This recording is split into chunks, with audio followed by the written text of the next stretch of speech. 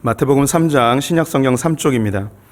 13절에서 17절까지의 말씀을 한 절씩 교독하겠습니다. 마태복음 3장 13절에서 17절 교독합니다. 이때 예수께서 갈릴리로부터 요단강에 이르러 요한에게 세례를 받으려 하시니 요한이 말려 이르되 내가 당신에게서 세례를 받아야 할 터인데 당신이 내게로 오시나이까. 예수께서 대답하여 이르시되 이제 허락하라. 우리가 이와 같이 하여 모든 의를 이루는 것이 합당하니라 하시니 이에 요한이 허락하는지라. 예수께서 세례를 받으시고 곧 물에서 올라오실새 하늘이 열리고 하나님의 성령이 비둘기같이 내려 자기 위에 임하심을 보시더니 함께 읽습니다. 하늘로부터 소리가 있어 말씀하시되 이는 내 사랑하는 아들이요 내 기뻐하는 자라 하시니라. 아멘. 오늘도 주님의 보좌 앞으로 나오신 성도님들에게 하나님의 은혜와 평강이 함께 하시기를 축원드립니다.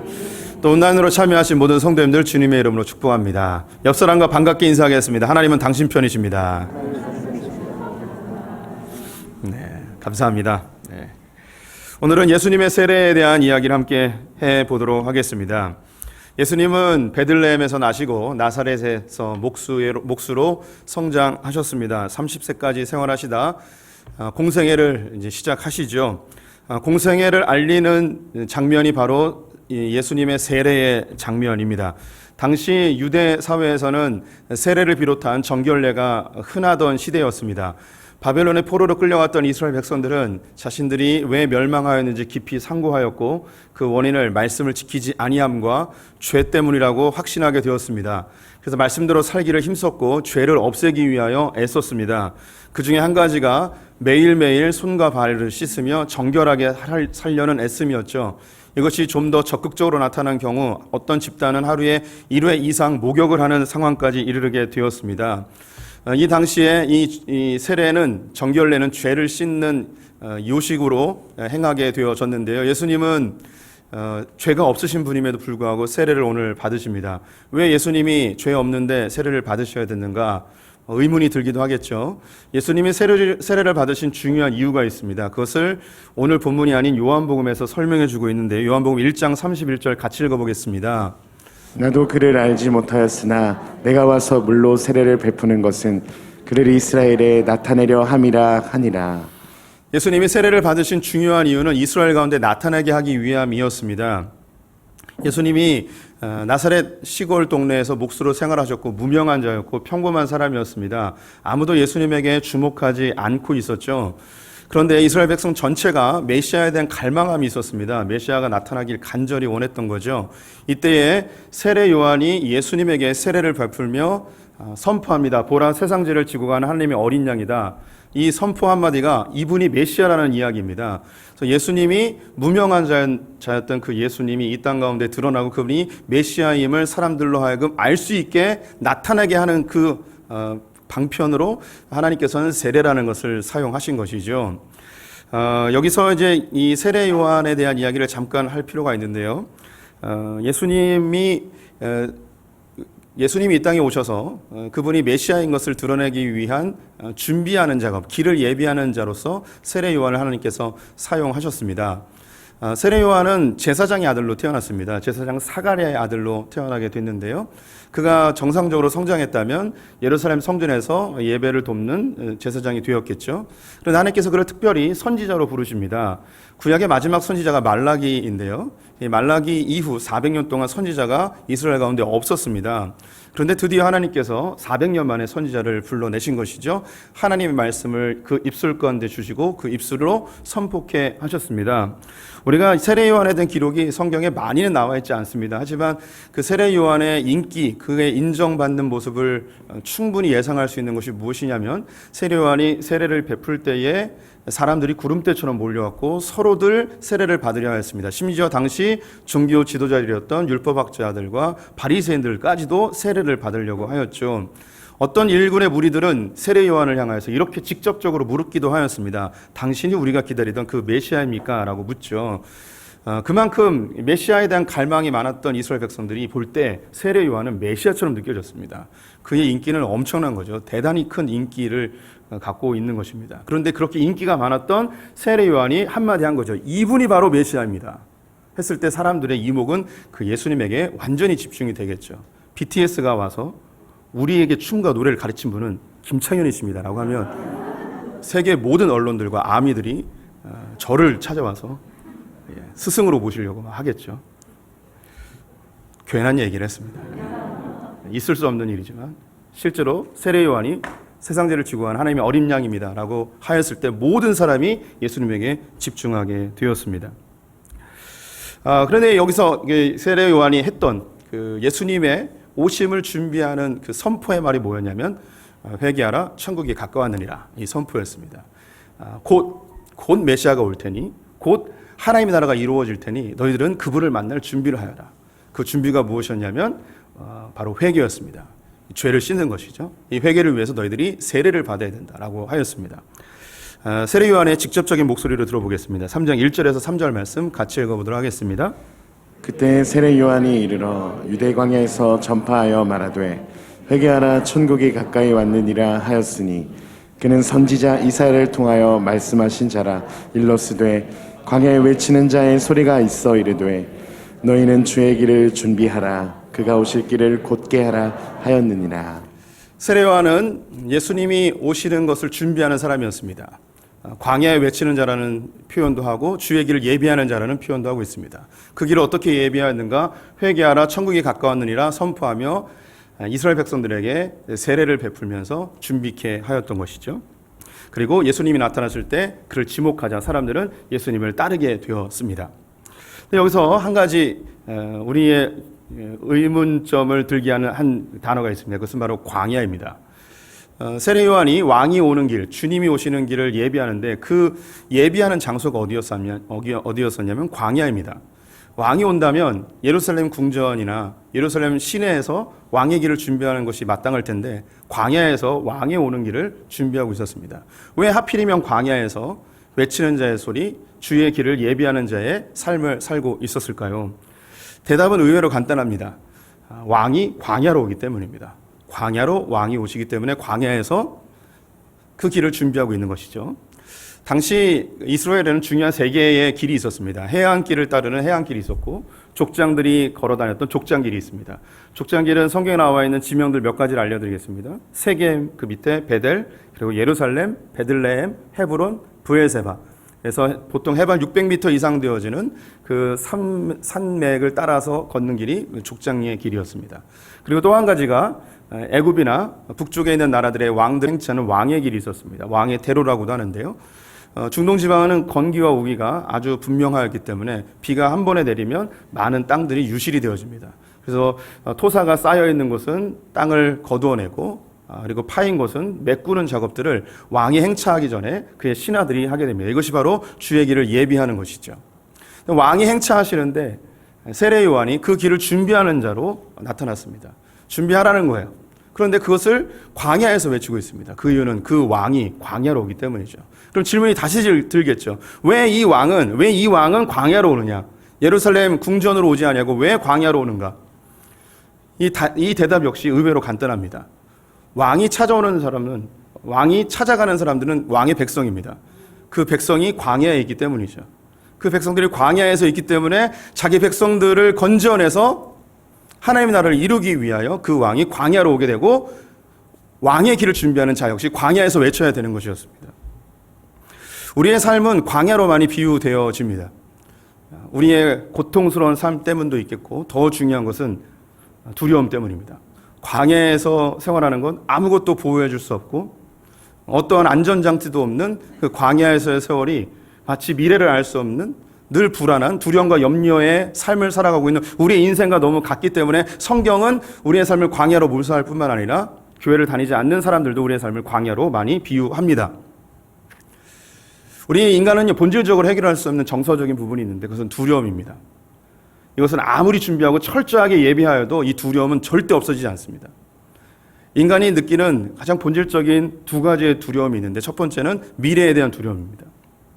미래를 알지 못하는 것, 미지에 대한 두려움이죠. 앞에 무슨 일이 벌어질지 모르기 때문에 우리는 두렵습니다. 한낮에 가던 길을 한밤중에 가게 되면 두렵습니다. 이 어둠 너머에 무엇이 있는지 알 수 없기 때문에 우리는 늘 두렵죠. 우리 성도님들 마스크를 껴서 얼굴 표정을 알 수 없지만 웃고 있는 것 같지만 웃는 게 아니죠. 우리 미래가 늘 두렵습니다. 어떤 일이 벌어질지 모릅니다. 요즘 주식을 안 하는 사람들은 바보라고 하는데 이 주식이 올라갈지 떨어질지 미래를 알 수 없기 때문에 늘 두렵습니다. 예, 고개 숙이지 마세요. 당당하십시오. 예, 떨어져도 괜찮습니다. 예. 코인을 하는 분들 어떻게 될까? 집값은 어떻게 될까? 내 미래는 어떻게 될까? 은퇴 이후에는 뭘 해야 될까? 우리 자녀들은 어떻게 될까? 미래에 대한 두려움이 수없이 우리에게 몰려옵니다. 알 수 없는 것에 대한 두려움이 몰려옵니다. 아이를 학교 보낼 때마다 혹시 사고는 안 날까? 늘 두려움이 우리 성도님들을 휩싸고 있습니다. 또 한 가지의 두려움이 있다면 그것은 실패에 대한 두려움입니다. 내 인생 이렇게 힘쓰고 애썼는데 이게 다 무너지면 어떡하나 하는 실패에 대한 두려움이죠. 우리가 시험을 볼 때 두려운 이유는 시험 자체가 두려운 게 아닙니다. 그 시험으로 인하여서 실패에 대한 두려움 때문에 고통스러운 것이죠. 이제 뭐 여기 계신 분들 거의 기성세대 분들이라 이제 실패하고 성공하고에 대한 의미가 별로 없는 그런 나이에 오신 분들도 있습니다. 그런데 지금 우리 젊은이들은 이런 실패에 대한 두려움이 아주 가득 차 있습니다. 우리 성도님들도 옛 기억을 돌이켜보면 그 사회 초년생 때에, 대학생 때에 얼마나 두려움에 휩싸였습니까? 내 인생이 이렇게 망가지면 어떡하나? 내 인생이 평가받기 전에 내 인생을 빨리 접었으면 좋겠다. 이런 생각을 하는 사람들도 종종 있습니다.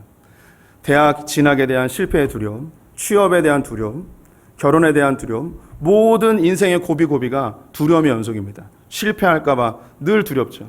그러면서 스스로 깨닫는 게 뭐냐면 이 두려움과 염려와 근심을 없앨 수 있는 방법으로 더 많은 돈을 얻어야겠다는 생각을 합니다. 더 강력한 힘을 얻어야겠다는 생각이 들고 더 높은 위치에 올라가서 이 두려움을 없애고 좀 안전하게 살고 싶은 그런 욕구가 계속 있습니다. 어떤 일부의 사람들은 그 두려움을 없앨 수 있는 그런 위치까지 그런 소유를 얻는 사람도 있지만 그들 역시 또 다른 염려와 근심과 두려움으로 인생의 한밤중을 날로 세우는 사람들이 수없이 많이 있습니다. 우리 성도님들의 인생 가운데 두려움은 결코 없앨 수 없는, 아무리 준비하여도 없앨 수 없는 인간이 갖고 있는 본질적인 연약함입니다. 이게 광야를 살고 있는 우리 인생의 현상이죠. 그런데 하나님께서 이렇게 우리가 두려움 속에 살기를 원하셨는가? 처음부터 그러진 않으셨습니다. 하나님 에덴을 만드셨습니다. 거기에 중앙에 동산을 만드시고 아담과 하와를 그 동산에서 풍성하고 생명력 넘치는 삶을 살게끔 처음에 디자인하셨습니다. 각종 과일을 마음껏 먹을 수 있게끔 하셨습니다.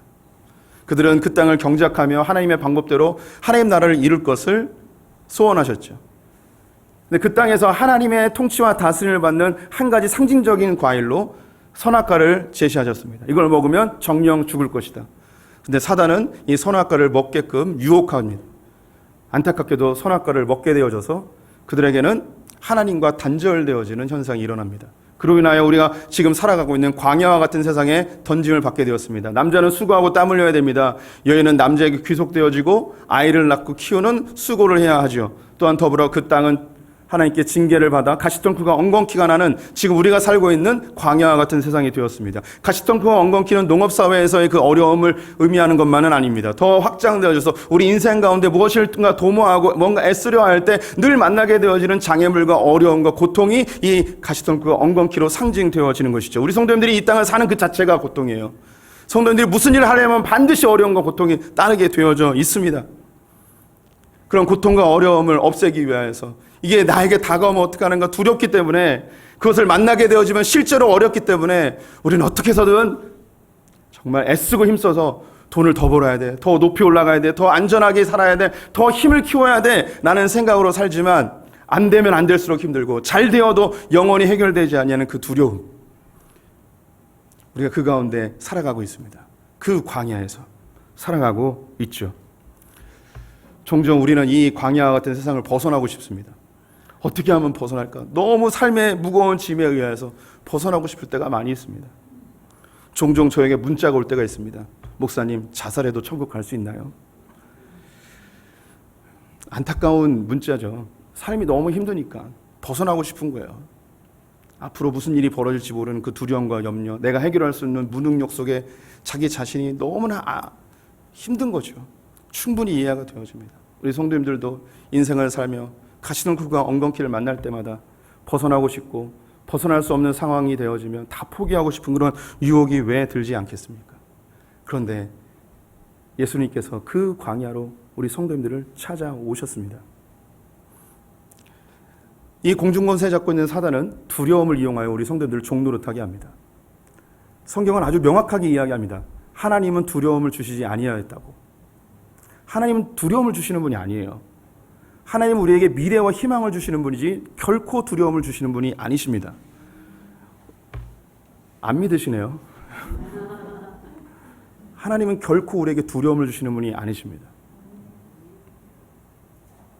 사단은 두려움으로 사람들을 조종합니다. 가장 본질적으로는 죽음에 대한 두려움입니다. 이 죽음은 육신적인 죽음뿐만이 아니라 망하는 것, 손해보는 것, 상실하는 것, 이 모든 것을 죽음으로 함축합니다. 우리 성도들은 실제로 죽는 것보다 더 두려운 게 뭐냐면 망하는 겁니다. 내가 이렇게 망하면 어떡하지? 이렇게 쫄딱 망하면 어떡하지? 그런 두려움에 내 양심은, 성경은 하지 말아야 될 것을 분명히 이야기하지만 내가 죽을 것 같기 때문에, 망할 것 같기 때문에 범죄를 저지르고 하나님이 원치 않는 길로 우리의 삶을 이끌어갈 때도 있습니다. 이 죽음에 대한 두려움, 망할 것에 대한 두려움이 우리를 종살이하게 만드는 거예요. 사단이 계속 끌고 가요. 망하면 어떡하지? 망하면 어떡하지? 이렇게 망하면 어떡하지? 망해보신 분들한테 물어보면 그래도 견딜만 하대요. 네. 그런데 사단은 망하면 어떡하지 하는 그 두려움으로 질질 끌려다니게 하는 종살이를 하게 한다는 거죠. 우리 가운데 죽음에 대한 두려움이 있는 분들도 있을 겁니다. 죽어본 사람에게 한번 물어봐야 돼요. 죽음 별거 아니야 라고 하실 수도 있습니다. 그런 죽음 이후에 만날 분을 우리가 찾지 못해서 그렇지. 그런데 죽었다가 실제로 살아나서 우리에게 말씀하시는 분이 계세요. 예수님이 우리에게 말씀하죠. 두려워하지 마라. 사망의 권세가 더 이상 너희를 해하지 못할 것이다. 생명의 성령의 법이 너희와 함께한다. 죽어보신 분이 우리에게 얘기하잖아요. 망해본 사람들이 얘기하잖아요. 망하는 거 별거 아니다. 다 견딜만하다. 다 망해도 굶어 죽지 않는다. 망해보신 분들이 얘기하잖아요. 그런데 여전히 우리는 망할 것에 대한 두려움으로, 쪽팔릴 것에 대한 두려움으로 그 두려움에 종로를 타고 종살이하고 있단 말이에요. 죽어보셨던 분이 다시 살아나셔서 우리에게 이야기하잖아요. 더 이상 사망의 권세가 너희를 해하지 못한다고. 성령의 생명의 법이 너희를 지배한다고. 나는 부활이요 생명이니 나를 믿는 자는 죽어도 살겠고 무릇 살아서 믿는 자는 영원히 죽지 않는다고 죽었던 분이 살아나서 얘기하잖아요. 그런데 여전히 우리는 그 죽음의 두려움, 망할 것에 대한 두려움, 쪽팔릴 것에 대한 두려움에 질질 끌려다니는 인생을 살아갑니다. 그런 광야와 같은 세상에 예수님이 오셨습니다. 자기 백성을 구원해내려고 전쟁을 통하여. 어떤 전쟁인가? 사단과의 영적 전쟁이었습니다. 죄의 우두머리인 죽음을 이기시고 예수님 부활하셨습니다. 십자가에 달려 피를 다 쏟으시며 사단은 승리를 외쳤지만 그것이 끝이 아니었고 예수님은 부활을 하셨습니다. 죽음을 뚫고 다시 일어나 우리에게 선언합니다. 더 이상 죽음은 너희를 해하지 못할 것이다. 예수님이 세례 요한에게 세례를 받으실 때에 그가 죄가 없으심에도 불구하고 세례를 받습니다. 이 세례는 지금 우리가 하고 있는 물로 뿌리는 그런 세례가 아니죠. 물속에 잠기는 것입니다. 세례의 궁극적인 이유는 무엇이냐, 목적은 무엇이냐면 우리가 죽었음을 이야기하는 겁니다. 우리가 완전히 죽었음을 이야기하는 거죠. 다시 일으켜 세워 새로운 생명이 되었다는 것입니다. 예수님은 우리에게 이 세례에 동참하게 하며 메시지를 전하는 겁니다. 너희의 옛 생명은 죽었다. 너희를 장악하였던 너희의 모든 주인들은 죽었다. 너희를 괴롭혔던 죽음에 대한 두려움, 망할 것에 대한 두려움, 쪽팔릴 것에 대한 두려움은 이미 다 죽었다. 이제 너희는 새로운 생명이 되었다. 내가 너에게 새로운 생명을 주기 위해 왔다라고 선언하는 것이 바로 세례입니다. 예수님이 이 세례가 어떤 의미인지 바울을 통해서 말씀하셨습니다. 골로새서 2장 12절 말씀 같이 읽어보겠습니다.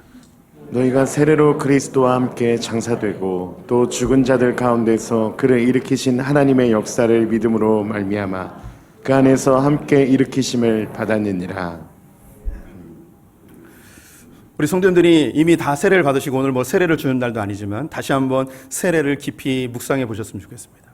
세례는 내가 죽는 거예요. 예수와 함께 십자가에 못 박혀 죽는 거예요. 세례를 물로 주냐 뭐 침례를 하느냐 이건 형식은 중요하지 않습니다. 세례가 갖고 있는 중요한 메시지, 내가 그리스도와 함께 죽었다는 거예요. 옛사람이 죽었다는 거예요. 이제 더 이상 죽음의 공포가 우리를 끌고 다니지 못한다는 의미예요. 예수의 생명이 우리 안에 새롭게 들어와 우리는 새로운 피조물이 되었다는 중요한 상징적 의미로 세례를 베풀고 있습니다. 우리가 물을 뿌리니까 좀 약한 것 같긴 해요. 저도 저를 포함한 많은 장로교 목사님들이 침례를 하고 싶은 욕구가 있습니다. 근데 우리가 뭐 침례를 할 수 있는 그런 상황이 되지 않기 때문에 침례를 하지 못하는데 언젠가 정규인 수행회 같은 거 가가지고 물속에다가 우리 성도님을 다 다 이렇게 넣었다가 뺐으면 좋겠습니다. 그래서 정말 죽음의 문턱까지 갔다가 정말 이러다 내가 죽을 수 있겠구나. 주님 제발 살려주세요. 그때 딱 일으켜 세워서 새롭게 태어남을 경험하게 하였으면 좋겠다는 생각이 듭니다. 이 세례가 옛사람이 죽었다는 그 진정한 의미를 그런 행위적으로나마 조금은 경험했으면 좋겠다는 생각이 드는데 그렇게 해봤자 우리는 또다시 죽음과 망할 것에 대한 두려움의 종로로 타게 되어 있습니다. 그런 행위로는, 그런 형식으로는, 그런 종교화된 예식으로는 우리가 결코 바뀌지 않습니다. 우리가 진정 믿음으로 내가 죽었음을 선언하고 예수님의 생명으로 살아가고 있다는 사실을 알아야 되는 거죠. 그래서 세례를 통해서 이렇게 반복되는 설교를 통해서 다시 한번 리마인드 해야 되는 것이죠. 요즘 러시아하고 우크라이나와 계속 전쟁을 하고 있습니다. 러시아가 우크라이나를 침공했던 명분은 무엇이냐면 우크라이나의 수도인 키예프가 원래 러시아의 발응지라는 거예요. 원래 거기가 러시아 땅이라는 것이죠. 예, 맞습니다.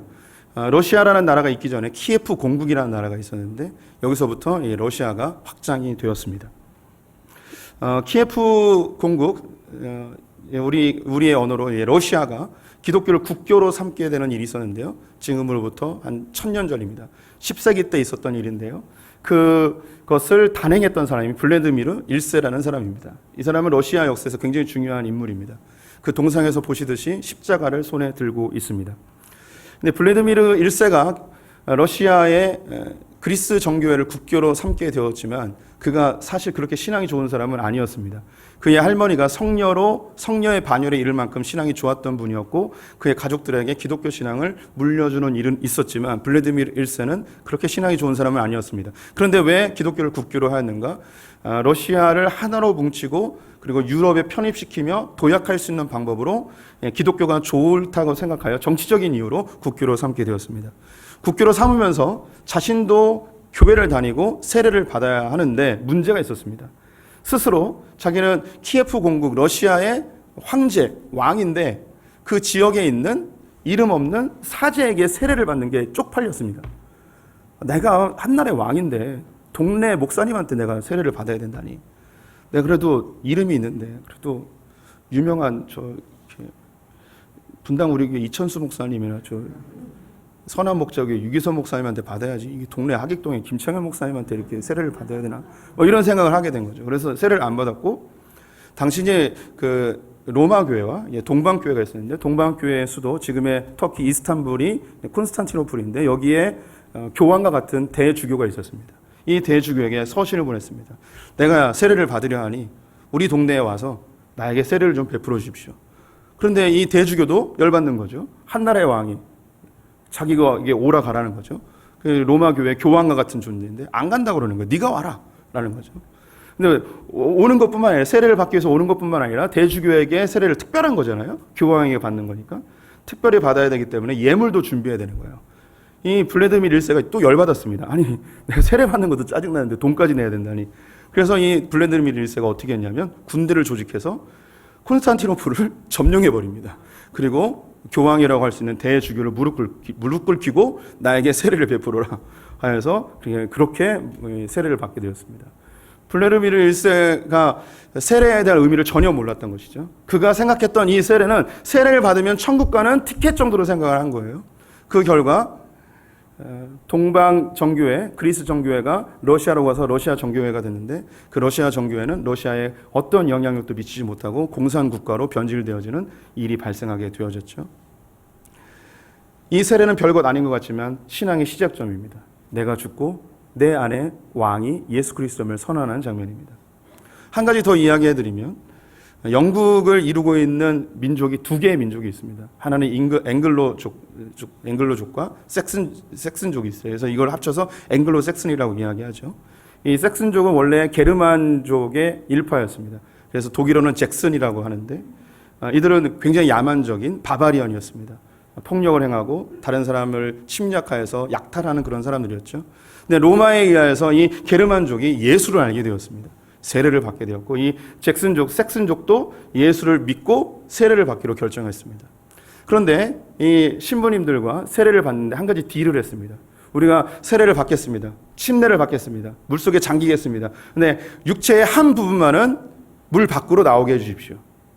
그래서 이 사제들과 협상을 해서 육체의 한 부분을 물 밖으로 나오게끔 허락을 해줬습니다. 그 부분이 어디였냐면 오른손이었습니다. 이 오른손은 물 밖으로 나오게 했습니다. 이 오른손을 왜 물 밖으로 나오게 해야 하냐면 그들은 바바리안 야만족들이었어요. 그래서 이 오른손에 칼과 도끼를 들고 유럽 전역을 돌아다니며 약탈과 전쟁을 하였던 사람들이 그들입니다. 그들에게 가장 큰 명예로운 것이 바로 손이었습니다. 이 손으로 정복하고 싸우고 약탈하였던 것이기 때문에 이 손은 결코 물속에 들어갈 수 없다는 거예요. 그래서 물속에 안 담궜습니다. 그리고 잠기면서 오른손만은 물 밖으로 나온 거죠. 이 섹슨족이 영국으로 네덜란드로 흩어져 유럽 북부 쪽으로 흩어졌습니다. 그 이후에 그들이 예수를 믿었지만 그 후예들이 어떻게 변질되었는가? 그들은 제국주의 선교를 하게 됩니다. 그들은 총칼을 가지고 약소국들에 쳐들어가 그들을 식민지로 만든 다음에 그들에게 강제적으로 예수를 믿으라고 억압하였죠. 세례가 아무것도 아닌 것 같은데 이 세례를 통하여 내 전 인격이 죽었고 예수가 나의 임금의 자리로 올라온다는 선포가 바로 세례입니다. 우리 성도님들이 다 세례를 받으신 분들이에요. 이 세례를 받은 우리들이 세례의 그 단순한 예식이 아니라 내가 죽었음을 다시 기억하고 또 다시 기억하고 바울의 고백처럼 나는 날마다 죽노라의 신앙의 고백이 있어야 할 것입니다. 이 고백을 요한의 말로 한번 들어보도록 하겠습니다. 3장 11절 말씀 같이 읽어보겠습니다. 나는 너희로 회개하기 위하여 물로 세례를 베풀거니와 내 뒤에 오시는 이는 나보다 능력이 많으시니 나는 그의 신을 들기도 감당하지 못하겠노라. 그는 성령과 불로 너희에게 세례를 베푸실 것이요. 세례 요한의 세례는 죄를 씻는 세례였습니다. 하지만 예수님의 세례는 성령과 불로 하는 세례라 이야기합니다. 성령으로 세례를 준다 함은 물속에 잠기어서 우리의 옛사람이 죽었으면 새로운 생명이 필요하겠죠. 이 성령이 바로 영생을 의미합니다. 새로운 생명, 예수의 영, 하나님의 영이 우리 안에 들어와 우리가 새로운 인생, 새로운 피조물로 살아가게 되는 것이죠. 이 불은 불세례라고도 하는데 이것은 우리의 연단의 과정을 이야기합니다. 십자가라고도 표현을 하죠. 우리의 본질적인 형태는 새로운 생명이 되었지만 우리가 여전히 육체에 머물러 있기 때문에 죄의 흔적들이 우리를 여전히 힘들게 합니다. 그래서 이 풀무불에 단련되어지는 은과 금처럼 우리는 불로 세례를 받음으로 불로 연단되어져 우리의 죄성들이 조금씩 빠져나가며 거룩한 신부로 만들어지는 과정이 우리의 전 인생 가운데 펼쳐지는 것이죠. 그래서 이 세례는 단순히 예수 처음 믿고 물속에 잠기었던 물을 뿌려서 하는 그 세례가 진짜 세례가 아니고 우리의 인생 전체에서 나는 죽고 그리스도가 내 삶의 주인으로 나타나는 이 모든 과정들이 진정한 세례임을 성도님들이 기억하셔야 될 것입니다. 예수님이 세례를 받고 밖으로 나오게 되었습니다. 하늘이 열리고 성령이 비둘기의 형상으로 예수님에게 임하죠. 예수님의 공생애에 성령 하나님이 함께 하셨다는 중요한 메시지가 이 안에 있습니다. 그럼 이제 성부 하나님은 뭐 하셔야 될까요? 성부 하나님도 예수님의 그 공생애에 함께 하시기로 결정하시고 선포하십니다. 17절 말씀 같이 읽어보겠습니다. 하늘로부터 소리가 있어 말씀하시되 이는 내 사랑하는 아들이요 내 기뻐하는 자라 하시니라. 예수님이 아들을 향하여 외칩니다. 내 사랑하는 아들이요 기뻐하는 자라. 이것은 하나님의 자랑과 기쁨이 가득 담겨있는 말입니다. 여러분 보십시오. 이놈이 내 아들입니다. 내가 너무너무 사랑하는 아들입니다. 얘는 원래 내 보좌 우편에 앉아 있었는데 인간들을 살리기 위하여 그의 죄들을 위하여 대신 십자가에 지기 위하여 자원하여 이 땅 가운데 왔습니다. 아버지를 기쁘게 하기 위하여서 십자가를 달기에 지기로 결정하였습니다. 나는 이 아들이 너무 자랑스럽고 너무너무 기쁩니다 하며 하나님이 자랑하고 선언하는 장면이 있습니다. 예수님께서 우리에게 세례를 받으라고 명령하셨죠. 너희는 가서 모든 족속으로 아버지와 아들과 성령의 이름으로 세례를 주라고 명령하였습니다. 그래서 우리가 다 지금도 세례를 받고 있죠. 우리가 주님과 함께 장사되어져 세례를 받고 일어섰을 때 하늘의 문이 열리고 성령이 우리 안에 임하시며 우리 성도님들이 귓가에 듣지 못하였지만 하나님이 똑같이 우리 성도님을 향해서 외쳤습니다. 얘가 내 사랑하는 아들이야. 얘가 내 기뻐하는 딸이야. 천군 천사를 향하여서 선언합니다. 이놈이 말이야. 이 세상에 있는 모든 주인 사물이었던 것을 다 포기하고 나를 주인으로 삼기로 결정했어. 예전에는 두려움과 죽음의 공포에 종살이하고 있었고 공중전세 잡은 사단에 의해 질질 끌려다니는 인생이었는데 이걸 포기하고 나를 하나님으로 모시기로 결정했어. 난 이놈이 너무너무 기뻐. 이놈이 말이야 나를 기쁘게 해주기 위해서 찬송하고 경배하고 나를 아버지로 인정하기 시작했어. 이 선포가 우리 성도님들이 세례를 받으셨을 때 선언되었고 지금도 우리 성도님들이 저는 죽고 주님만 사셨습니다 고백할 때마다 자랑스러워하시는 주님의 고백을 귓가에 들으시기를 축원드립니다. 하나님은 결코 우리 성도들 고아처럼 내버려 두지 않으십니다. 우리가 영원히 함께 하십니다. 우리가 떡을 달라 하면 돌을 주시는 분이 아니십니다. 고기를 달라 하면 뱀을 던져주는 분이 아니십니다. 자기 아들을 아낌없이 내어주신 분께서 우리의 필요를 다 아시기에 구하기도 전에 이미 무엇을 줘야 될지 다 아시는 그분께서 우리가 구하기만 하면 무엇이든 주기로 준비하고 계신 분이 아버지십니다. 그분은 우리가 고통과 시련과 고난을 당할 즈음에 피할 길을 내시는 분이십니다. 우리를 잘 아시기에 우리가 감당하지 못할 시험은 절대 허락하지 않는 분이십니다. 우리가 실수하기도 하고 넘어지기도 할 때에도 주님은 능력이 강하셔서 우리가 하는 그 모든 것들을 합력하여 선으로 바꿀 수 있는 분이십니다. 그분이 우리의 아버지십니다. 지금까지 나를 질질 끌고 다녔던 그 공중권세 잡은 사단의 권세를 파하고 예수 그리스도를 영접하는 그 순간 하늘의 문이 열려서 우리를 향해 내 사랑하는 아들이다 라고 주님이 선포하십니다. 우리 함께 찬양하겠습니다.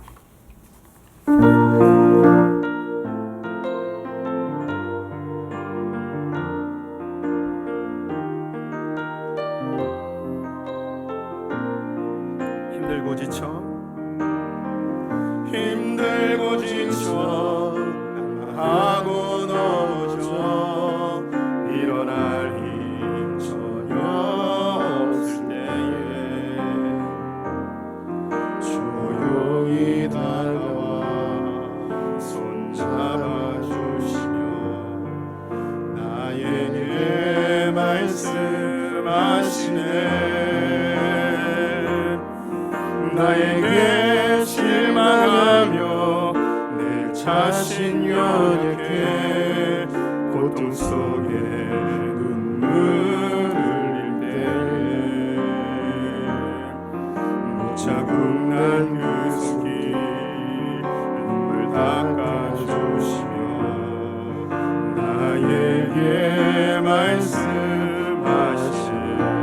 너는 내 아들이라 너는 내 아들이라 오늘날 내가 너를 낳도다. 너는 내 아들이라 나의 사랑하는 내 아들이라. 너는 내 아들이라 너는 내 아들이라 오늘날 내가 너를 낳도다. 너는 내 아들이라 나의 사랑하는 내 아들이라. 언제나 변함없이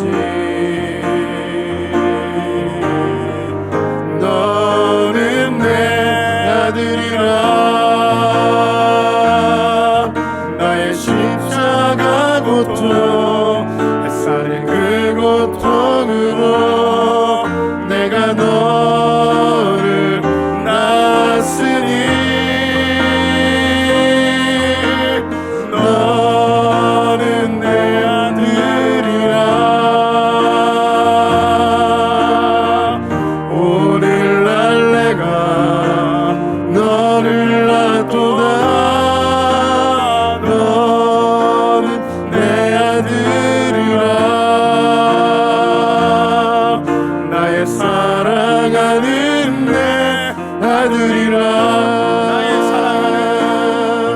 나의 사랑하는 내 아들이라.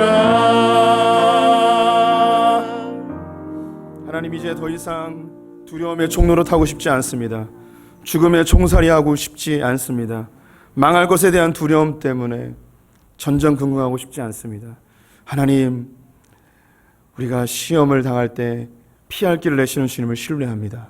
감당치 못할 시험을 허락지 아니하시는 주님을 신뢰합니다. 우리가 실수하고 넘어질지라도 모든 것을 합력하여 선으로 바꾸시는 능력의 하나님을 신뢰합니다. 그 하나님이 우리의 아버지시기에 우리가 평강과 기쁨을 누립니다. 주님, 우리 안에 나를 종노릇하게 하는 그 모든 것들 날마다 죽이는 자들 되게 하시고 주님만이 우리의 주인 되어 주시옵소서. 지금 우리 주 예수 그리스도의 은혜와 하나님 아버지의 무한하신 사랑과 성령의 교통하심이 날마다 자기를 죽이며 예수 그리스도를 참된 주인으로 모시기를 갈망하는 소풍의 모든 성도들과 각종 두려움과 염려와 근심 속에 하나님만 붙들기로 결정한 소풍의 성도들 가운데 우리의 자녀들과 북에 있는 형제자매들, 열방의 성교사님들 외치부터 영원토록 함께 계실지어다. 아멘.